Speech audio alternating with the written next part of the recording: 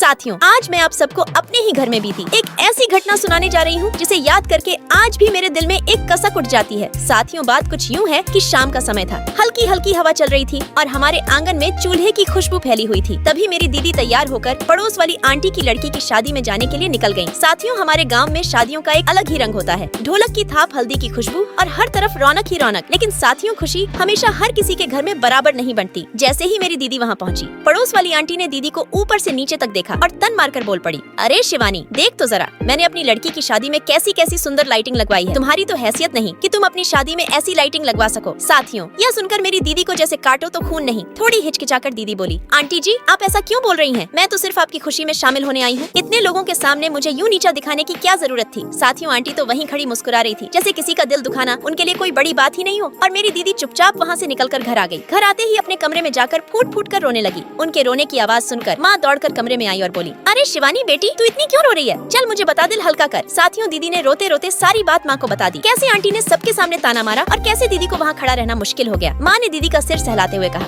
अरे चल बेटी, कोई बात नहीं, दुनिया है, कुछ तो बोलेंगे ही। तू मुझे बस 2 घंटे का समय दे, मैं अभी ऐसी चीज बनाऊंगी कि देख पड़ोस वाली आंटी का घमंड चकनाचूर हो जाएगा। साथियों, माँ की आंखों में उस समय सिर्फ एक ही आग थी, अपनी बेटी का दुख मिटाने की। माँ दौड़कर स्टोर रूम में गई, कुछ पुराना कार्डबोर्ड निकाला, एक पुरानी झाड़ू उठाई और बैठ गई एक छोटी सी अनोखी लाइट बनाने। हमारे पास इतने पैसे तो थे नहीं कि बाजार से महंगी लाइट खरीद पाते। और साथियों, सच कहूँ तो पिछले साल दीदी की शादी में हम इतना खर्च कर चुके थे कि अभी तक 2.5 लाख का कर्ज हमारी गर्दन पर लदा हुआ है। माँ रोज दिहाड़ी पर काम करके 1-1 रुपया जोड़ती है, तब जाकर घर चल पाता है। लेकिन साथियों, माँ का हौसला कभी टूटता नहीं। गरीबी ने भले ही हमारी जेबें खाली कर रखी हो, पर माँ की मेहनत और लगन हमेशा अमीर ही रहती है। उसी मेहनत की गर्मी में बैठे बैठे माँ ने झाड़ू, कार्डबोर्ड और कुछ पुराने तारों की मदद से एक छोटी लेकिन दिल छू लेने वाली लाइट तैयार करने में खुद को झोंक दिया। साथियों, धीरे धीरे माँ की उंगलियों से उस लाइट की चमक बाहर आने लगी, जैसे वह कोई साधारण लाइट नहीं बल्कि माँ के आत्मसम्मान की चमक हो। तभी हुआ वो पल जब माँ ने आखिरी तार जोड़ते हुए कहा, लो शिवानी बेटी, अब देख, ये लाइट नहीं, तेरे माँ का दिल है और आज कोई किसी की हैसियत नहीं तौलेगा। अब साथियों, माँ की मेहनत की वह लाइट बिल्कुल तैयार होने वाली है, बस अंतिम स्पर्श बाकी है। और अब देखने वाली बात यह है कि क्या मेरी दीदी उस लाइट को लेकर पड़ोस वाली आंटी के घमंड को चकनाचूर कर पाएंगी या नहीं। मगर साथियों, उसे देखने से पहले